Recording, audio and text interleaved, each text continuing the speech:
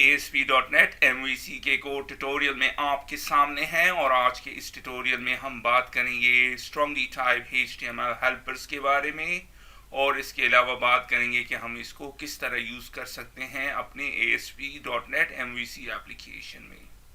तो आज चलते हैं, ये एग्जैक्टली उसी तरह काम करते हैं जिस तरह सिंपल HTML हेल्पर्स करते हैं, लेकिन इस केस में हम यूज़ करेंगे स्ट्रांगली टाइप ऑब्जेक्ट्स को। स्ट्रांगली टाइप ऑब्जेक्ट्स क्या है? इनको हम बनाते हैं मॉडल क्लासेस से। फॉर एग्जांपल, ये हमारे पास एक क्लास है मैथ्स और उसमें दो प्रॉपर्टीज हैं, फर्स्ट नंबर और सेकंड नंबर। अब देखते हैं syntax strongly type HTML helper का। हम लिखते हैं @html.control का नाम और उसके आगे फॉर लगाते हैं और उसके बाद ऑब्जेक्ट की प्रॉपर्टी को डिफाइन करते हैं।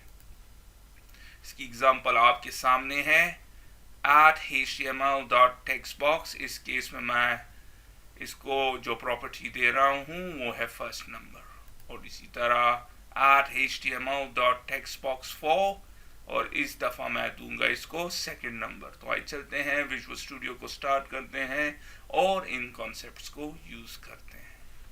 सबसे पहले हम क्रिएट करेंगे न्यू प्रोजेक्ट, तो क्लिक कीजिए न्यू प्रोजेक्ट पे, विजुअल C# में वेब को सेलेक्ट कीजिए और आखिर में ASP.NET MVC4 वेब एप्लीकेशन और क्लिक कर दें ओके। और इस स्क्रीन में मैं सेलेक्ट कर देता हूं एम्प्टी और व्यू इंजन को रेजर रहने देता हूं और क्लिक कर दे ओके।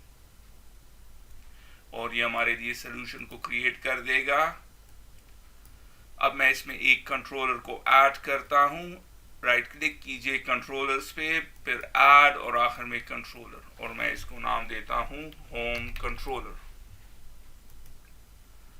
तो आपने देखा ये हमारे लिए कंट्रोलर क्रिएट कर देगा और उसमें एक डिफॉल्ट मेथड। अब हम इस मेथड के लिए व्यू को क्रिएट करते हैं, राइट क्लिक कीजिए ऐड व्यू, और मैं कुछ भी चेंज नहीं करता और क्लिक कर देता हूं ऐड।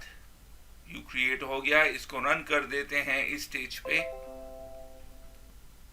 और आप देख रहे हैं काम कर रहा है।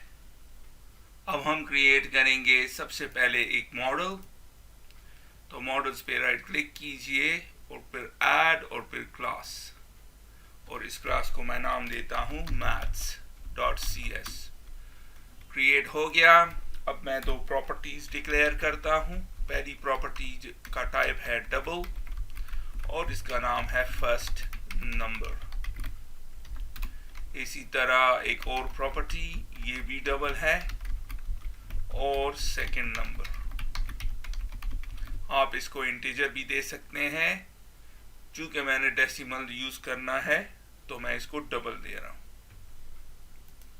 हो गया। अब हम फॉर्म क्रिएट करेंगे और उसमें इस स्ट्रांगली टाइप ऑब्जेक्ट को यूज करेंगे। तो किस तरह करेंगे? सबसे पहले हमने टॉप पे लिखना है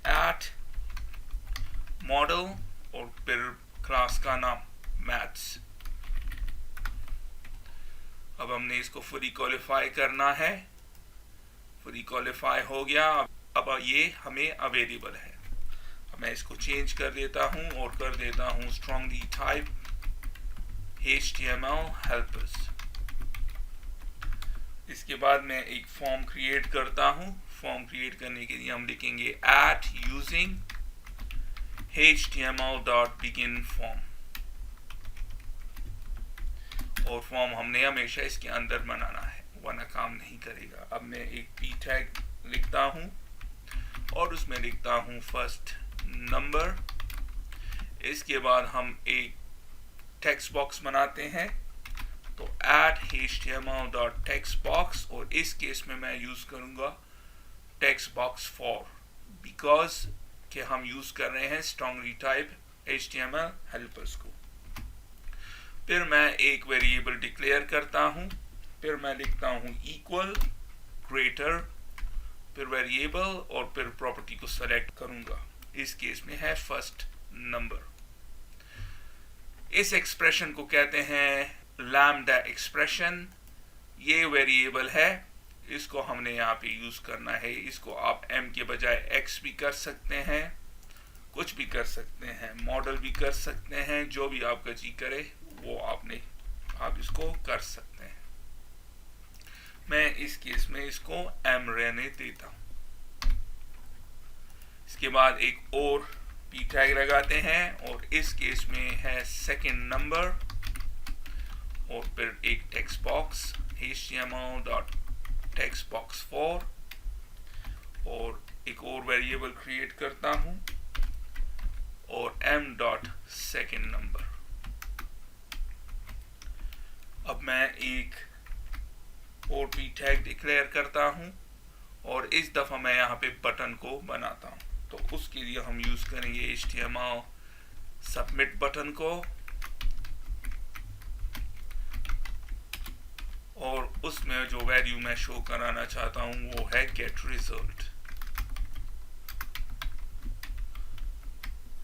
और आखिर में मैं रिजल्ट को शो कराना चाहता हूं इसी व्यू में। हो गया। अब हम क्या चाहेंगे, जब ये बटन क्लिक होगा तो HTTP पोस्ट रिक्वेस्ट होगी और हम चाहते हैं जो भी हमने यहाँ पे इन दो टेक्स्ट बॉक्स में एंटर किया हो वो ऐड हो जाए और रिजल्ट यहाँ पे शो हो। तो किस तरह करेंगे, बहुत से तरीके हैं। इस ट्यूटोरियल में मैं इसको HTTP पोस्ट के थ्रू करता हूँ। HTTP post public action result और एग्जैक्टली उसी तरह इंडेक्स, क्योंकि मैं शो कराना चाहता हूँ रिजल्ट इस व्यू में, तो इंडेक्स होना चाहिए।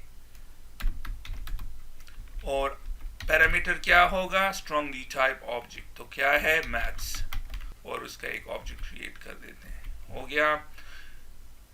नेम स्पेस को हम इंपोर्ट करना है। नेम स्पेस इंपोर्ट हो गई।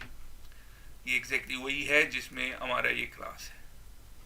हमने क्या करना है, इस ऑब्जेक्ट को यूज करेंगे और रिजल्ट को फाइंड करेंगे। तो किस तरह, एक वेरिएबल मैं क्रिएट करता हूं और वो है फर्स्ट, सॉरी ये डबल होगा,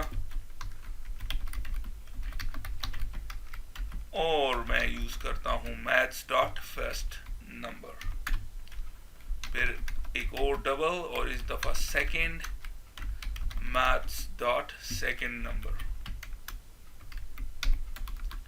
फिर आखिर में एक रिजल्ट के लिए भी कर देते हैं और वो क्या है, फर्स्ट प्लस सेकंड। हो गया। और रिजल्ट को मैं व्यू बैग के थ्रू अपने व्यू को सप्लाई कर देता हूं। आप व्यू डेटा भी यूज कर सकते हैं और टेम्प डेटा भी यूज कर सकते हैं। और आखिर में हम रिटर्न करेंगे व्यू को। अब मैं इसको यूज करता हूं यहाँ पे, और उससे पहले लिख देंगे 8। रन कर दें इसको अब, और 34.5 प्लस 5 और रिजल्ट 39.5 है। इसको कुछ और भी कर सकते हैं और आप देख रहे हैं 40 हो गया। तो इस ट्यूटोरियल में आपने देखा कि हम कितनी आसानी के साथ यूज कर सकते हैं स्ट्रांगली टाइप ऑब्जेक्ट्स को। मैंने मैथ्स का क्लास क्रिएट की, उसमें 2 प्रॉपर्टीज दी और फिर उसको अपने टेक्स्ट बॉक्सेस में यूज किया। और फिर मैंने एक HTTP पोस्ट का ये मेथड क्रिएट किया और उसमें मैथ्स ऑब्जेक्ट को एज पैरामीटर यूज किया। तो जब पोस्ट रिक्वेस्ट होगी तो जो भी हम यहाँ पे देंगे वो यहाँ पे आएगा इस ऑब्जेक्ट में, और फिर हमने उसको क्या किया, लोकल वेरिएबल्स में डाल दिया और उनको ऐड कर दिया और फिर रिजल्ट को व्यू बैग के थ्रू अपने व्यू में भेज दिया। और आप देख रहे हैं काम कर रहा है। तो इसके साथ ही मैं इस ट्यूटोरियल को ख़त्म करता हूँ। फिर मिलते हैं किसी और ट्यूटोरियल में, तब तक के लिए खुदा हाफिज़।